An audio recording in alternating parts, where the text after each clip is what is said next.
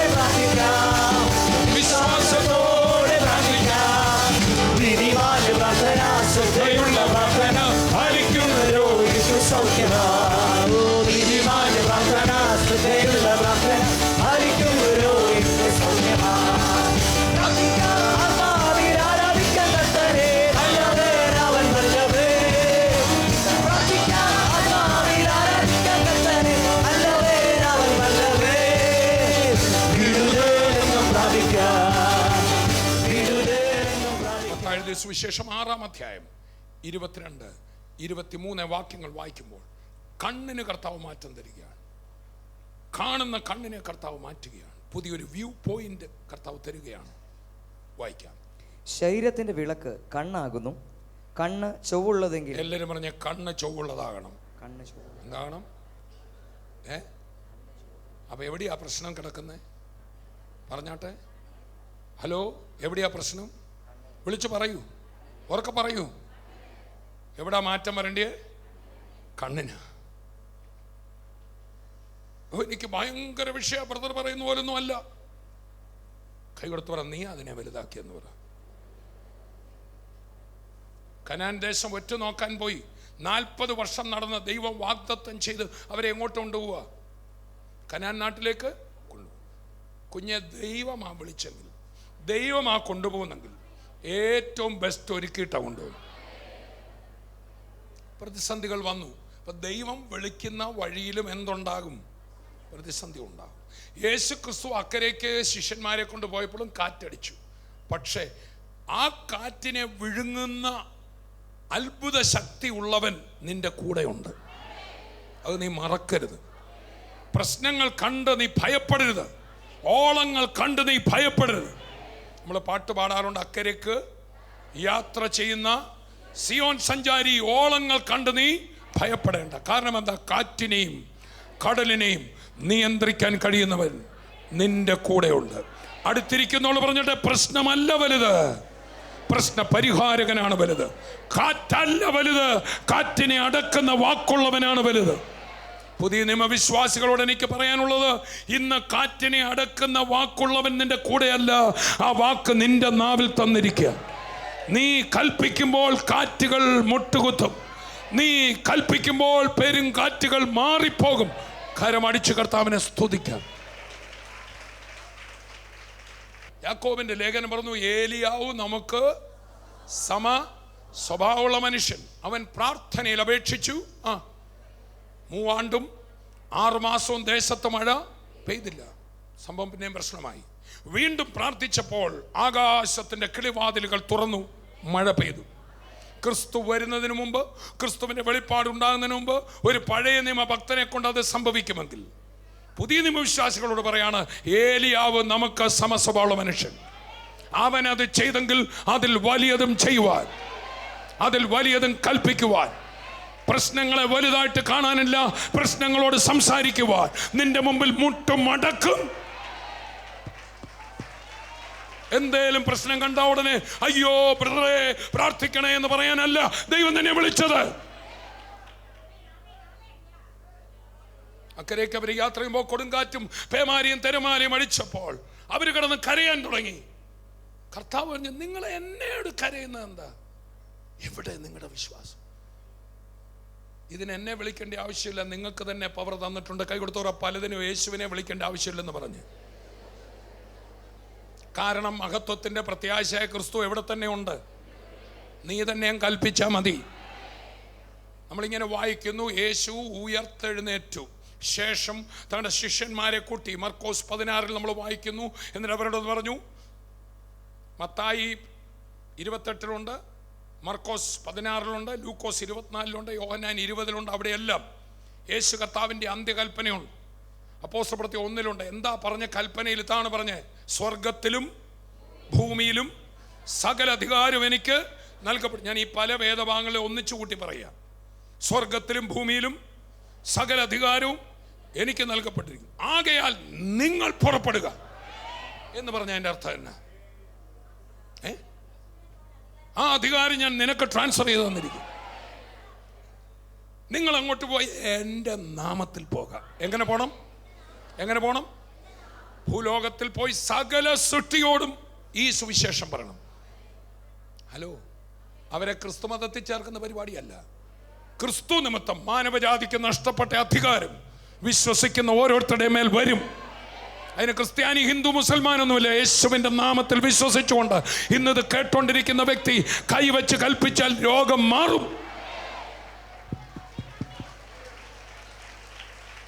അതാണ് യേശു ഒരിക്കൽ ഇങ്ങനെ പറഞ്ഞു. ആ അത്തിയെ ശപിച്ചു. മർക്കോസ് 11 നമ്മൾ യേശു എന്ത് ചെയ്തു? അത്തിയെ ശപിച്ചു. പിറ്റന്നാൾ അതിൽ വന്നപ്പോൾ പത്രോസ് കണ്ടു, തലേന്ന് ശപിച്ച അത്തി എന്ത് ചെയ്തിരിക്കുന്നു? ഉണങ്ങിയിരിക്കുന്നു. അപ്പം പിറ്റേന്ന് വന്നപ്പോഴേ പത്രോസ് ഏതെടുത്ത് നോക്കി, അത്തിക്ക് വല്ലതും പറ്റിയോ നോക്കി. കാരണം തലേന്ന് ശപിച്ചിട്ടൊന്നും പറ്റിയതായിട്ട് കണ്ടില്ല. സ്തോത്രം. ഈ ദൈവമക്കൾക്കും പലപ്പോഴും ഇതാ പറ്റുന്നത്. അവരാദ്യം 1-2 പ്രാർത്ഥിക്കും, അല്ലെ കൽപ്പിക്കും, ഒന്നും നടക്കുന്നില്ലെന്ന് പോകും. ഈ കണ്ണുകൊണ്ടല്ല കുഞ്ഞെ പ്രാർത്ഥനയുടെ മറുപടി കാണണ്ടേ? കൈ കൊടുത്ത് പറ. കർത്താവ് കൽപ്പിച്ചപ്പോഴേ സംഭവം കണ്ടു. കാണാത്തടത്ത് അത്ഭുതം നടന്നിട്ടുണ്ട്. നീ നോക്കുമ്പോൾ വിഷയം ഇപ്പോഴും പച്ചയായിട്ട് നിൽപ്പുണ്ട്. പക്ഷെ നീ യേശുവിൻ്റെ നാമത്തിൽ കൽപ്പിച്ചപ്പോൾ അതിൻ്റെ അടിവേരുണങ്ങി. പിറ്റേന്ന് വന്നപ്പോൾ ഈ അത്തി എങ്ങനെ ഉണങ്ങിയെന്ന് എഴുതിയിരിക്കുന്നത്? കൈ കൊടുത്ത് പറ. നീ പ്രാർത്ഥിക്കാൻ തുടങ്ങിയപ്പോഴേ പിന്നെ പച്ചയായിട്ട് നിൽക്കുന്ന പോലൊക്കെ നിനക്ക് തോന്നും, നിന്നെ ഇപ്പം വിഴുങ്ങുമെന്നൊക്കെ തോന്നും. എന്നാൽ യേശുവിൻ്റെ നാമത്തിൽ നീ കൽപ്പിച്ച നിമിഷം അതിൻ്റെ അടിവേര്, അതിൻ്റെ പിടി പൊട്ടി. ചിലൊക്കെ സുവിശേഷത്തിനെതിരെയും ദൈവപദ്ധതിക്കെതിരെയൊക്കെ കളിക്കുന്നുണ്ട്. എൻ്റെ പൊന്നു മോനെ, നിന്റെ അടി പൊട്ടിയാ നിൽക്കുന്നു. നിനക്ക് തോന്നും നീ കളിക്കാന്ന്, പക്ഷെ നിന്റെ സ്റ്റാൻഡ് പോയിരിക്കാം. അധികം താമസിക്കാൻ നിനക്ക് പിടികിട്ടും. നീ നിൽക്കുന്ന മണ്ണിൽ നിനക്ക് ഉറപ്പില്ല. ദൈവത്തിന്റെ പദ്ധതിയാ സുവിശേഷം. സുവിശേഷം ഒരു മതത്തിന്റെ പ്ലാനല്ല. സുവിശേഷം അപ്പോസ്തലന്മാർ കൂടി ആലോചിച്ചതല്ല. ഇത് ദൈവത്തിന്റെ പദ്ധതിയാ. ഇത് സകല മനുഷ്യർക്കും വേണ്ടിയുള്ളതാണ്. ഇത് ക്രിസ്തു മതത്തിൽ ചേർക്കാനുള്ളതല്ല. മനുഷ്യനുള്ള പവർ, മനുഷ്യൻ ഏതെനിൽ നഷ്ടപ്പെട്ടതെന്തോ അതിലും വലിയ ഗ്ലോറി അവന്റെ ഉള്ളിൽ കൊടുത്ത് നിത്യജീവൻ വരെ കൊടുക്കുന്ന ദൈവത്തിന്റെ പദ്ധതിയാ. യേശു ശപിച്ചു, അത്തിക്കൊന്നും പറ്റിയില്ല. പിറ്റേന്നാൾ വന്നപ്പോൾ അത്തി എന്ത് ചെയ്തിരിക്കുന്നു? വേരോടെ ഉണങ്ങി. അപ്പോൾ പത്രോസിന് ഓർമ്മ വന്ന് കർത്താവിനോട് പറഞ്ഞു, കർത്താവേ, നീ ശപിച്ച അത്തി ഉണങ്ങി. എന്നെ കർത്താവ് പറഞ്ഞു, കണ്ടോ എൻ്റെ ശക്തി എന്നല്ല പറഞ്ഞു, കണ്ടോണം നിന്റെ ശക്തി എന്നാ പറഞ്ഞു. കൈ കൊടുത്ത് പറ, നിന്റെ ശക്തി വെളിപ്പെടുത്താനാണ് യേശു വന്നത്. ഹെവൻലി ഫീസ്റ്റിൽ തങ്കു ബ്രദറാകട്ടെ, ഞാനാകട്ടെ, ഇവിടെയുള്ള ഒരു ശുശ്രൂഷകരും ഞങ്ങൾ ഒരിക്കലും പറഞ്ഞിട്ടില്ല ഞങ്ങൾ പ്രത്യേക കഴിവുള്ളവരാണ്. ഉണ്ടോ? നിങ്ങളെപ്പോലെ തന്നെ എല്ലാ കുറവും വീഴ്ചയുള്ള സാധാരണ മനുഷ്യരാണ്. യേശു ക്രിസ്തുവിൽ വിശ്വസിക്കുന്ന ഏതൊരു വ്യക്തിക്കും അത് സ്വർഗീയ വിരുന്നിലാകണമെന്നില്ല. യേശു മരിച്ചവിടെ നിന്ന് ഉയർത്തു. അവൻ്റെ നാമത്തിൽ വിശ്വസിക്കുന്ന ഒരു വ്യക്തി കൽപ്പിച്ചാൽ നടക്കും. നമ്മുടെ മിഷൻ മന്ത് നടന്നുകൊണ്ടിരിക്കുകയാണ്. ഇത് സുവിശേഷീകരണത്തിനായിട്ട് നമ്മൾ ഒന്നിച്ച് കർത്താവിൻ്റെ കരങ്ങളിലേക്ക് ഒരു ശേഖരം നൽകുമ്പോൾ തന്നെ വാസ്തവത്തിൽ ഈ മിഷൻ മന്ത് വെച്ചിരിക്കുന്നത് എനിക്ക് നിങ്ങൾക്കും അനുഗ്രഹമാണ്. നമുക്കറിയാം, ബൈബിൾ മുഴുവൻ നോക്കുമ്പോൾ ഓരോ ഗിവിങ്ങും അടുത്തൊരു നിറഞ്ഞ കവിയലായിട്ടാണ് വന്നത്. പ്രതിസന്ധിയിലിരിക്കുന്നിടത്തും ആ വിധവ കൊടുത്തതുപോലെ, ആ ബാലകൻ 5 അപ്പത്തിൽ നിന്ന് കൊടുത്തതുപോലെ, ഈ TV പ്രോഗ്രാം കാണുന്ന എല്ലാവരും, നിങ്ങളെല്ലാവരും നമ്മൾ ചേർന്നാണ് നടത്തുന്നത്. കുഞ്ഞുങ്ങളടക്കം ഈ തവണത്തെ മിഷൻ മന്തിൽ കൊടുക്കാൻ പ്ലാൻ ചെയ്യണം. ഒരു തുക മനസ്സിൽ പ്രാർത്ഥിച്ച് കൊടുക്കണം. കർത്താവ് അതിനെ നിറഞ്ഞ് നമ്മുടെ കൊടുപ്പീൻ എന്നാൽ നിങ്ങൾക്ക് കിട്ടും, നിങ്ങളുടെ മടിയിൽ തന്നെ അമർത്തി കുലുക്കി കവിയുന്ന അളവ് തരും എന്ന് പറഞ്ഞ കർത്താവ് നിവർത്തിക്കും. മറക്കരുത്, ഏലപ്പാറയിലെ ക്രൂസൈഡ് നവംബർ 9, 10, 11 വൈകുന്നേരങ്ങളിലാണ്. പ്രാർത്ഥിക്കണം, വരണം. അതുപോലെ തന്നെ ഔറംഗാബാദിലെ ക്രൂസൈഡ് 19-ാം തീയതി വരെ നവംബറിൽ നടക്കുന്നു. പ്രാർത്ഥിക്കണം. ഈ മീറ്റിങ്ങുകളിൽ നിങ്ങളെല്ലാവരും പ്രാർത്ഥിക്കണം. മിഷൻ മന്തിൽ പങ്കാളികളാണ്. വീണ്ടും വചനത്തിലേക്ക് പോകാം. യേശു മനുഷ്യനെ മതം മാറ്റാൻ വന്നതല്ല, മനുഷ്യനെ മനുഷ്യനാക്കാൻ വന്നതാണ്. യേശുവുള്ളൊരു ഭർത്താവ് നല്ല ഭർത്താവായിരിക്കും. യേശുവുള്ളൊരു വ്യക്തി നല്ലൊരു ഭാരത പൗരനായിരിക്കും. യേശുവുള്ളൊരു ഭാര്യ നല്ല ഭാര്യയായിരിക്കും. യേശുവുള്ളൊരു അമ്മ നല്ല അമ്മയായിരിക്കും. ചേർന്ന് കർത്താവിനെ സ്തുതിക്കാം. നമ്മുടെ മധ്യത്തിൽ തന്നെ വീട്ടിൽ യാതൊന്നും ചെലവിന് കൊടുക്കാതെ കിട്ടുന്നത് കുടിച്ച് മദ്യപിച്ച് വഴക്കുണ്ടാക്കിയ ക്രിമിനലുകളൊക്കെ എത്രയോ പേരുണ്ട്. യേശു വന്നപ്പോൾ അവർ നല്ല അപ്പന്മാരായി. മക്കൾക്ക് അപ്പനെ തിരിച്ചു കിട്ടി, ഭാര്യയ്ക്ക് ഭർത്താവിനെ തിരിച്ചു കിട്ടി. അടുത്തിരിക്കുന്ന ആൾ പറഞ്ഞിട്ട് യേശു മതത്തിൻ്റെ വേഷം കെട്ടിക്കാൻ വന്നതല്ല. യേശു മനുഷ്യനെ മനുഷ്യനാക്കാൻ വന്നതാണ്. ദൈവമുള്ള മനുഷ്യരാക്കാൻ, റിയൽ ഹ്യൂമനാക്കാൻ. അവനിവിടെ കാണിച്ചത് മാനവികത, മതാത്മകതയല്ല. കൈ കൊടുത്ത് പറയാം, യേശു മതാത്മകതയല്ല തന്നത്, മാനവികത. ചേർന്ന് കർത്താവിനെ സ്തുതിക്കാം. അവൻ മനുഷ്യനെയാണ് സൃഷ്ടിച്ചത്. അവൻ വീണ്ടും ജനിപ്പിക്കുന്നു മനുഷ്യനെയാണ്. വീണ്ടും പുതുതായി സൃഷ്ടിക്കുന്നത് മനുഷ്യരെയാണ്. അവൻ ഏദനിൽ സൃഷ്ടിച്ചതൊരു നല്ല മനുഷ്യനെയാണെങ്കിൽ അവൻ വീണ്ടും ജനിപ്പിക്കുന്നത് തൻ്റെ രക്തത്തിലൂടെ, തൻ്റെ ക്രൂശിൻ്റെ ഉയർപ്പിലൂടെ അവൻ സൃഷ്ടിക്കുന്നത് നല്ല മനുഷ്യരെയാ. ചേർന്ന് കർത്താവിനെ സ്തുതിക്കാം. അവൻ്റെ പേരെന്ന് വിളിച്ചു പറഞ്ഞോട്ടെ. ആ യേശു കൂട്ടുകാരനായി കൂടെയിരിക്കും. ആ യേശു ചേട്ടനായി വീട്ടിൽ വരും. യേശു കാന്തനായി ഭവനത്തിൽ വരും. യേശു സഹോദരനായി പ്രവർത്തിക്കും. അങ്ങനെ ഒരു നല്ല വ്യക്തിയെ നാട്ടുകാർക്ക് കൊടുക്കാനാ കർത്താവ് നമ്മളെ വിളിച്ചത്. ചേർന്ന് കർത്താവിനെ സ്തുതിക്കാം. കർത്താവ് പറഞ്ഞു, സ്തോത്രം, ഞാൻ വലിയ പവർഫുൾ ആണെന്നല്ല പറഞ്ഞു. കർത്താവ് പവർഫുൾ തന്നെയാണ്. നിങ്ങളിലാരെങ്കിലും, മനുഷ്യരിലാരെങ്കിലും ഉറക്കെ പറ. മതം പറഞ്ഞോ, ഇന്ന ജാതിയിലായിരിക്കണം എന്ന് പറഞ്ഞോ, ഇന്ന ലാംഗ്വേജുകാരനായിരിക്കും എന്ന് പറഞ്ഞോ, ആരെങ്കിലും ഉറക്കെ പറ. യേശുവിടെ വെളിപ്പെടുത്തിയത് ഹ്യൂമൻ കൈൻഡ്, മാനവജാതിയിൽ അവൻ അറിയാത്ത ശക്തി കൂടിയിരിപ്പുണ്ട്. സൃഷ്ടിച്ചവൻ അറിയാം. ഈ ഫോണിന് ഒരു കേട് വന്നാൽ അതിൻ്റെ കമ്പനിയെ കൊണ്ടുപോകണം. അടുത്തിരിക്കുന്ന ആൾ പറഞ്ഞിട്ട് നിങ്ങൾക്കൊരു കേട് വന്നാൽ നിങ്ങളുടെ സൃഷ്ടിതാവിൻ്റെ അടുക്ക തന്നെ കൊണ്ടുവരണം. എല്ലായിടത്തുമൊക്കെ നന്നാക്കാൻ നടക്കരുത്. അറിയാൻ മേലാത്തവൻ വേണ്ടാത്തൊക്കെ പിടിച്ച് തിരിക്കും. അറിയാൻ മേലാത്തവൻ ഫിറ്റ് ചെയ്ത് കഴിയുമ്പോൾ ചില പാർട്സ് മിച്ചമായിരിക്കും. എന്നാൽ പണിതവൻ്റെ അടുക്കൽ ചെന്നാൽ, സൃഷ്ടിച്ചവൻ്റെ അടുക്കൽ ചെന്നാൽ, ആമേൻ, അവനെന്ത് ചെയ്യും? അവൻ പറയും, ഈ ഫോണിന് ഇന്ന കഴിവുണ്ട് സാറേ, അതിൻ്റെ കമ്പനിക്ക് അറിയാത്ത ഇതിനകത്തുണ്ടോ, അത് സൃഷ്ടിച്ച ദൈവം കർത്താവ് പറഞ്ഞു, നിങ്ങൾക്കകത്ത് നിങ്ങൾ അറിയാത്ത ശക്തി ഇരിപ്പുണ്ട്. കൈ കൊടുത്ത് പറ, നിങ്ങൾക്കകത്ത് നിങ്ങൾ അറിയാത്ത ശക്തി ഇരിപ്പുണ്ട്. നിങ്ങളുടെ പ്രശ്നങ്ങളെക്കാൾ വലുത് നിങ്ങളുടെ അകത്തിരിപ്പുണ്ട്. പറഞ്ഞാട്ടെ, നിങ്ങളുടെ പ്രശ്നങ്ങളെ കവിയുന്ന ദൈവശക്തി നിങ്ങളുടെ അകത്ത് ഞാൻ വെച്ചിട്ടുണ്ട്. നിങ്ങളുടെ പ്രതിസന്ധി ഒന്നുമില്ലാതാക്കുന്ന ദൈവശക്തി നിങ്ങളുടെ അകത്ത് ഞാൻ വെച്ചിട്ടുണ്ട്. നിങ്ങളുടെ കാറ്റിനെ മുട്ടുമടക്കാനാക്കുന്ന ദൈവശക്തി നിന്റെ അകത്ത് ഞാൻ വെച്ചിട്ടുണ്ട്. You know your self. ദൈവത്തിൻ്റെ മക്കളെ, ബൈബിൾ പറയുന്നത് ദൈവ സന്ദേശം 2 കാര്യം. 1, ദൈവത്തെ ക്രിസ്തു മുഖേന അറിയുക. 2, നിന്നെ നീ അറിയുക. കൈ കൊടുത്ത് പറഞ്ഞേ, ദൈവത്തെ ക്രിസ്തു മുഖേന നീ അറിയുക. ക്രിസ്തുവിലായ നിന്റെ അകത്തിരിക്കുന്ന ദൈവിക കൃപകൾ, ശക്തികൾ നീ തിരിച്ചറിയുക. ഇത് രണ്ടും തിരിച്ചറിഞ്ഞാൽ ഒരു ജയാളിയായി നിനക്ക് ജീവിക്കാം. വീണ്ടും ഞാൻ ഓർപ്പിക്കട്ടെ, ദൈവവൈതലിൻ്റെ ജീവിതം ഒരു സുഖജീവിതമല്ല, ജയജീവിതമാണ്. ദൈവമക്കളുടെ ജീവിതത്തിൽ പ്രതിസന്ധി വന്നേക്കാം, കാറ്റ് വന്നേക്കാം, ഒന്നും നിന്നെ തൊടത്തില്ല. നിന്റെ പ്രശ്നത്തെക്കാൾ വലുതാണ് പ്രശ്നപരിഹാരകൻ. നിന്റെ വിഷയത്തെക്കാൾ വലുതാണ് നിന്റെ പരിഹാരം. ചേർന്ന് കർത്താവിനെ സ്തുതിക്കാം. കരങ്ങൾ തട്ടി വായി തുറന്ന് കർത്താവിനെ സ്തുതിക്കാം. ഇപ്പോൾ ഞാൻ പറഞ്ഞു വരുന്നത്, ആ പരിഹാരകൻ ഇപ്പോൾ ഇവിടെ തന്നെ ഉണ്ട് നിന്റെ അകത്ത്. അയ്യോ കർത്താവേ എഴുന്നേക്കണേ എന്ന് പറഞ്ഞപ്പോൾ കർത്താവ് പറഞ്ഞു, നിങ്ങളുടെ വിശ്വാസം ഇവിടെ നിങ്ങളുടെ അകത്തുണ്ട്. കൈ കൊടുത്ത് പറ, അത് പറഞ്ഞ യേശു. നിങ്ങൾ കൽപ്പിച്ചാൽ ഈ കാറ്റ് മാറും, നിങ്ങൾ കൽപ്പിച്ചാൽ ഈ കാറ്റ് മാറും, നിങ്ങൾ പറഞ്ഞാൽ സംഭവം മാറിപ്പോവും. അതാണ് കർത്താവ് പറഞ്ഞത്, നിങ്ങൾ ഈ മലയോട് നീങ്ങി. പലപ്പോഴും നമുക്ക് സംഭവിക്കുന്ന മലയെക്കുറിച്ചാണ് പറയുന്നത്. ആഴ്ച മുഴുവൻ എന്ന് എന്ത് പറയാ? നിങ്ങൾക്കറിയാമോ? എനിക്ക് മാത്രമേ ഉള്ളൂ, ഞങ്ങളറിയാമോ? പ്രശ്നത്തെ വലുതാക്കരുത്. എന്തിനാണ് ചെറുതായ പ്രശ്നത്തെ നീ പറഞ്ഞ് വലുതാക്കുന്നതെന്ന് അടുത്തിരിക്കുന്ന ആൾ ചോദിച്ചു. ആ കടത്തെക്കുറിച്ച്, ആ കുഞ്ഞിൻ്റെ വഴിതെറ്റിയ അവസ്ഥയെക്കുറിച്ച്, ആ മോളുടെ വിഷയത്തെക്കുറിച്ച്, ആ മോൻ്റെ വിഷയത്തെ, അയൽവാസിയുടെ വിഷയത്തെ നീ പറഞ്ഞ് ഭീകരമാക്കുകയാണ്. സ്തോത്രം. നിനക്ക് വേണ്ടി നിൽക്കുന്ന ദൈവകൃപയുടെ മുമ്പിൽ ഒരു ചിരട്ടക്കുഴി പോലെയുമില്ല. നിന്റെ കർത്താവിനെ നീ പറഞ്ഞ് വലുതാക്കിക്കും. ഈ സ്തുതി തന്നെ പലപ്പോഴും ദൈവമക്കൾ ചുമ്മാ വാവുകൊണ്ട് ഇങ്ങനെ അതരചർവണം. നോ, ഹൃദയത്തിൻ്റെ ഉള്ളിൽ നിന്ന് കർത്താവിൻ്റെ വലുപ്പം കണ്ട് ഒരു 10 സ്വോത്രം പറഞ്ഞാൽ മതി, വിഷയമൊക്കെ താഴെ വരും. അപ്പോസ്തലന്മാർ ജയിലിൽ കിടന്ന് കർത്താവിൻ്റെ വലുപ്പം കണ്ട് സ്തുതിച്ചപ്പോൾ ചങ്ങല പൊട്ടിയില്ലേ? ബന്ധനങ്ങൾ അഴിഞ്ഞില്ലേ? കാരാഗ്രഹം തുറന്നില്ലേ? ദൈവത്തിൻ്റെ പൈതലെ, നിന്റെ വിഷയങ്ങളുടെ വിടുതൽ നിന്റെ അധരത്തിൽ, നിന്റെ ഹൃദയത്തിൽ, നിന്റെ ഉള്ളിൽ തന്നെ കർത്താവ് വെച്ചിട്ടുണ്ടെന്ന് ഇന്ന് പകൽക്കാലം ദൈവത്തിൻ്റെ പരിശുദ്ധാത്മാവിനോട് പറയുക. നീ പറഞ്ഞാൽ നിന്നെ വിഷമിപ്പിക്കുന്ന വ്യക്തി രൂപാന്തരപ്പെടും. നീ പറഞ്ഞാൽ, നീ വ്യക്തിയോട് ക്ഷമിച്ച് പ്രാർത്ഥിച്ചാൽ നിന്റെ ശത്രു നിന്റെ കൂടെ വന്ന് നിന്നെയും ചേർന്ന് കർത്താവിനെ ആരാധിക്കും. നിന്നെ വിഷമിപ്പിക്കുന്ന വ്യക്തി നിനക്ക് അനുകൂലമായി മാറ്റപ്പെടും.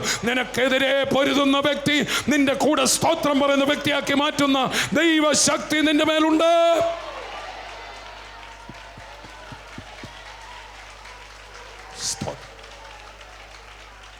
നമ്മൾ കർത്താവേ പ്രവർത്തിക്കണേ എന്ന് പറഞ്ഞു. കർത്താവ് പറഞ്ഞ കുഞ്ഞേ പ്രവർത്തിക്കണേ എന്ന്. എന്തോ നമ്മളെന്താ പറയുന്നത്?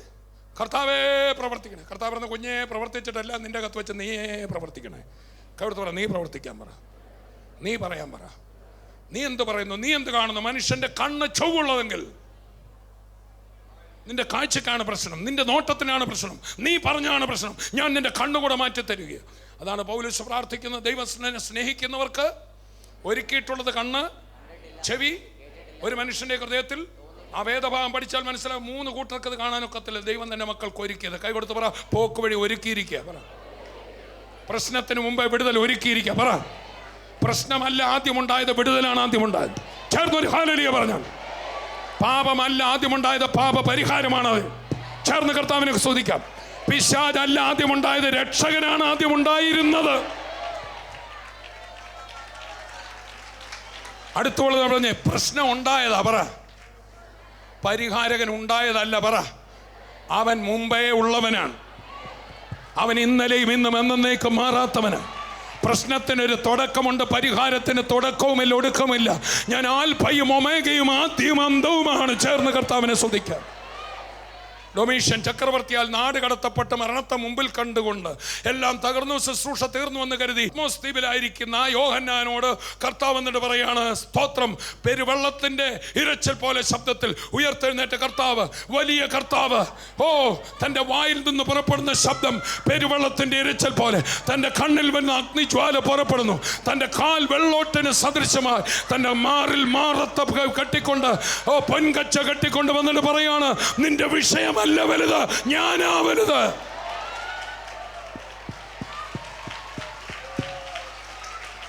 Praise the Lord. എന്നിട്ട് പറഞ്ഞു, ഞാൻ ആദിയും ഞാൻ അന്തവുമാണ്. ഞാൻ ആൽഫയും, എനിക്ക് ആദ്യമല്ല, എനിക്ക് ഒടുക്കമില്ല, ഞാൻ തന്നെയാ. സ്വയമേ ഉള്ളവന്, അനാദിയും ശാശ്വതമായി ഞാനുണ്ട്. ഹല്ലേലൂയ. നിന്റെ പ്രശ്നത്തിനൊരു തുടക്കവും ഒടുക്കമുണ്ട്. നിന്റെ പ്രശ്നപരിഹാരകനായ കർത്താവിന് തുടക്കവും ഒടുക്കവും. കൈ കൊടുത്ത് പറ, നിന്റെ പ്രശ്നത്തിന് തുടക്കമുള്ളതുപോലെ ഒരൊടുക്കമുണ്ട്. നിന്റെ പ്രശ്നത്തിനൊരു ആരംഭമുണ്ടെങ്കിൽ ഒരവസാനമുണ്ട്. നിന്റെ വിഷയങ്ങൾക്ക് എവിടെയോ ഒരു തുടക്കമുണ്ടെങ്കിൽ നിന്റെ പരിഹാരത്തിനും, ഹല്ലേലൂയ, നിന്റെ പ്രശ്നത്തിന്റെ അവറുതിക്കും ഒരു ദിവസമുണ്ട്. ചേർന്ന് കർത്താവിനെ സ്തുതിക്കാം. പ്രിയപ്പെട്ടവരെ, ആ അനുഗ്രഹിക്കപ്പെട്ട വചന ശുശ്രൂഷ കേട്ടപ്പോൾ തന്നെ എനിക്കറിയാം അത്ഭുതങ്ങൾ നടന്നിട്ടുണ്ട്. നമുക്കറിയാം, വചനം കേൾക്കുമ്പോൾ തന്നെ അവിടെ ഒരു ജീവനും ചൈതന്യവും വ്യാപരിക്കുന്നുണ്ട്. നമുക്കറിയാം, ഇന്ന് നമ്മൾ കേട്ട പോലെ ജീവിതത്തിൻ്റെ എല്ലാ മേഖലയിലും വലിയൊരു ആരോഗ്യം വരാൻ പോവുക. ഇന്ന് നിങ്ങൾ ഒരുപക്ഷെ തകർന്ന് ഇങ്ങനെ ചിന്തിക്കുന്നുണ്ടായിരിക്കാം, എൻ്റെ ജീവിതം തകർന്നു പോയി, ഇനി എന്നെ ആർക്കും വേണ്ട. നമുക്കറിയാം, കർത്താവിൻ്റെ പ്രിയ തങ്കുറാറ് തൻ്റെ ജീവിതത്തിൽ വാഹനാപകടം വന്ന് താൻ തളർന്നുപോയി. ജീവിതത്തിൽ ഒരിക്കലും എഴുന്നേക്കത്തില്ലെന്ന് പറഞ്ഞ് ആ ഒരു കൺവെൻഷൻ മീറ്റിങ്ങിൽ താൻ കടന്നു വന്നിരുന്നു. വന്നിരിക്കുമ്പോൾ താൻ ഇപ്രകാരമാണ് പറഞ്ഞത്. താൻ ചിന്തിച്ചു, ഇനി എന്നെക്കൊണ്ട് ആർക്ക് എന്താ പ്രയോജനം? എൻ്റെ വീട്ടുകാർക്കോ എൻ്റെ ബന്ധുക്കൾക്കോ എൻ്റെ കൂട്ടുകാർക്കൊന്നും ഒരു വീൽ ചെയറിൽ ഇരിക്കുന്ന ഒരു വ്യക്തിയെ കൊണ്ട് ഇനി ആർക്കാണ് പ്രയോജനമുള്ളത്? തന്നെ അന്നേരമാണ് ദൈവാസം പറഞ്ഞത്, നിങ്ങളുടെ ജീവിതം യേശുവിന് വേണ്ടി കൊടുക്കാമോ? ഉടനെ അദ്ദേഹം ഇങ്ങനെ പ്രാർത്ഥിച്ചു, കർത്താവേ, എന്നെക്കൊണ്ട് ഇനി ആർക്കും ഒരു പ്രയോജനമില്ല. എൻ്റെ ജീവിതം നിനക്ക് വേണമെങ്കിൽ കർത്താവെ ഞാൻ തരാം. അങ്ങനെ കർത്താവിന് വേണ്ടി സമർപ്പിച്ചു. നോക്കിയ പ്രിയപ്പെട്ടവരെ, ഇന്ന് കാരാപ്പുഴ എന്ന് പറയുന്ന ചെറിയൊരു ഗ്രാമത്തിൽ വീൽ ചെയറിൽ ഇരുന്ന് ജീവിതം അവസാനിപ്പിക്കേണ്ട ഒരു വ്യക്തിയായിരുന്നു. എന്നാൽ കർത്താവ് തൻ്റെ ജീവിതത്തിൽ വന്നപ്പോൾ താൻ സൗഖ്യമായത് മാത്രമല്ല, എന്ന ലോക രാജ്യങ്ങൾക്ക് താൻ ഒരു അനുഗ്രഹമായിക്കൊണ്ടിരിക്കുക.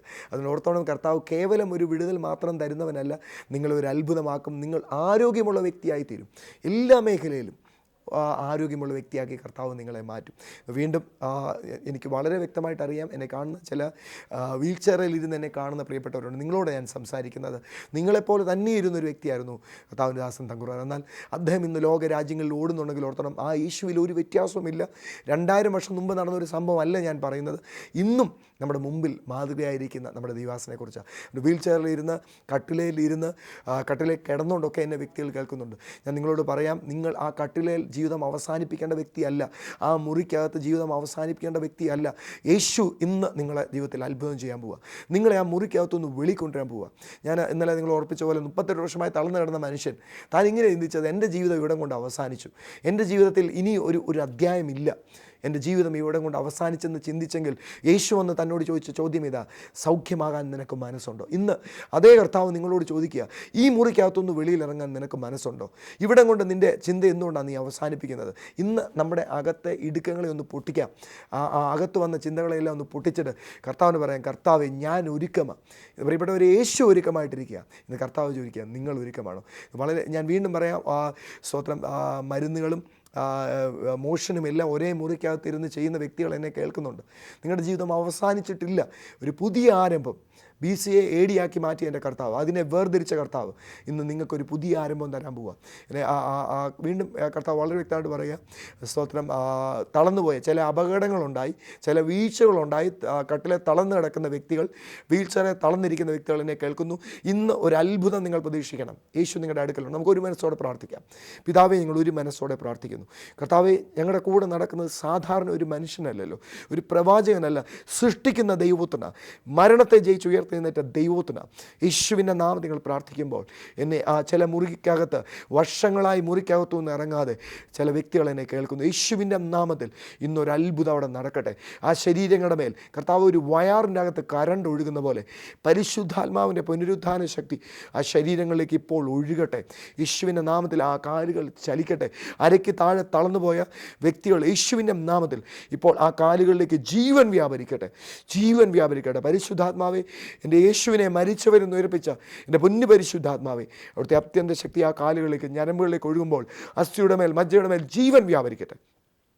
കർത്താവ്, ഇപ്പോൾ തന്നെ ആ ശരീരത്തിലെ അവയവങ്ങൾ ചലിക്കട്ടെ, ചലിക്കാത്ത അവയവങ്ങൾ ചലിക്കട്ടെ. യേശുവിൻ്റെ നാമത്തിൽ ട്യൂമറുകൾ അപ്രത്യക്ഷമാകട്ടെ. യേശുവിൻ്റെ നാമത്തിൽ കർത്താവ്, സ്തോത്രം. ചില യൗവനക്കാർ എന്നെ കേൾക്കുന്നല്ലോ, തളർന്നിരിക്കുന്ന ചില യൗവനക്കാർ, യേശുവിൻ്റെ നാമത്തിൽ ആ യൗവനക്കാർ അത്ഭുതകരമായി സൗഖ്യമാകട്ടെ. പിതാവേ, അങ്ങ് അത് ചെയ്ത കൃപയ്ക്കായി നന്ദിയോടെ സ്തോത്രം ചെയ്യും. യേശുവിൻ്റെ നാമത്തിൽ പ്രാർത്ഥിക്കുകയാണ്. കർത്താവ്, സ്തോത്രം. ഡോക്ടർമാർ കൈവിട്ട ചില മാരക രോഗങ്ങൾ യേശുവിൻ്റെ നാമത്തിൽ അത്ഭുതകരമായി സൗഖ്യമാകട്ടെ. കർത്താവ്, അങ്ങ് ചെയ്തതിനായി നന്ദി, യേശുവിൻ്റെ നാമത്തിൽ. ആമേൻ, ആമേൻ. കർത്താവ് അത്ഭുതകരമായി സൗഖ്യം ചെയ്ത് കഴിഞ്ഞിരിക്കുക. നിങ്ങളിപ്പോൾ തന്നെ ചെയ്യേണ്ട ഒരു കാര്യം, ആ കട്ടിലിൽ നിന്ന് നിങ്ങളുടെ ശരീരം ഒന്ന് ചലിപ്പിക്കണം. എഴുന്നേക്കാൻ മേലെങ്കിൽ എഴുന്നേൽക്കണം. യേശു നിങ്ങളുടെ കൂടെയുണ്ട്. പ്രിയപ്പെട്ടവരെ, ഞങ്ങളാരും അല്ല സൗഖ്യമാക്കുന്നത്, കർത്താവാണ് സൗഖ്യമാക്കുന്നത്. യേശു നിങ്ങളുടെ കൂടെയുണ്ട്. ഇപ്പോൾ തന്നെ നിങ്ങളൊന്ന് ഒന്ന് ചലിപ്പിച്ച് ഒന്ന് എഴുന്നേറ്റേ, ആ വീൽ ചെയറിൽ നിന്നൊന്ന് എഴുന്നേക്കാൻ നോക്കിക്കേ. കർത്താവ് നിങ്ങളെ വിടുവിച്ചിട്ടുണ്ട്. നിങ്ങളുടെ സാക്ഷ്യം നിങ്ങൾ വിളിച്ചറിയിക്കണം. കർത്താവ് വീണ്ടും കാണും വരെ തൻ്റെ ചിറകിൻ കീഴെ നമ്മളെ മറയ്ക്കട്ടെ. കർത്താവിൻ്റെ കൃപയിൽ നമ്മളെ കാക്കുമാറാകട്ടെ. കർത്താവ് സമൃദ്ധമായി നമ്മളെ അനുഗ്രഹിക്കട്ടെ.